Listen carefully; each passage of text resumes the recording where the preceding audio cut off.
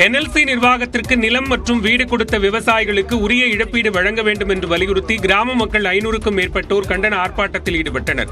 கடலூர் மாவட்டம் நெய்வேலியில் அமைந்துள்ள பழுப்பு நிலக்கரி நிர்வாகம் கத்தாழை, கரிவெட்டி, மும்முடிச்சோழன், வளையமாதேவி உள்ளிட்ட பகுதிகளில் நிலங்களை கையகப்படுத்தி சுரங்க விரிவாக்க பணியில் ஈடுபட்டு வருகிறது. இந்நிலையில் கையகப்படுத்தப்பட்ட நிலங்களின் உரிமையாளர்களுக்கு சமமான இழப்பீடு, நிரந்தர வேலைவாய்ப்பு வழங்க வேண்டும் என்று வலியுறுத்தப்பட்டு வருகிறது. இதனை வலியுறுத்தி விவசாயிகள் மற்றும் விவசாய தொழிலாளர்கள் கூட்டமைப்பு சார்பில் கடலூர் கம்மாபுரத்தில் 500க்கும் மேற்பட்டோர் கண்டன ஆர்ப்பாட்டத்தில் ஈடுபட்டனர். 2000 2013 வரைக்கும் எடுக்கப்பட்ட நிலங்களுக்கு தற்சமே வழங்குவது போல நீங்க ரியல் எஸ்டேட் போல பண்ணாதீங்க. இது ஒரு பொதுத்துறை நிறுவனம். விவசாயியோட வயிற்றில் அடிச்சு நீங்க அந்த நிலத்தை அபகரிக்க நினைக்கிறத நாங்க கண்டிப்பாக எதிர்ப்போம். நாங்க தொடர்ந்து போராட்டத்தை எடுப்போம். 1,09,000 இன்றைக்கு வழங்கி அந்த சமமான இழப்பீடு இவை அனைத்தையும் நீங்க கொடுக்காத வரைக்கும் விவசாயிகள் வாழ மாட்டாங்க.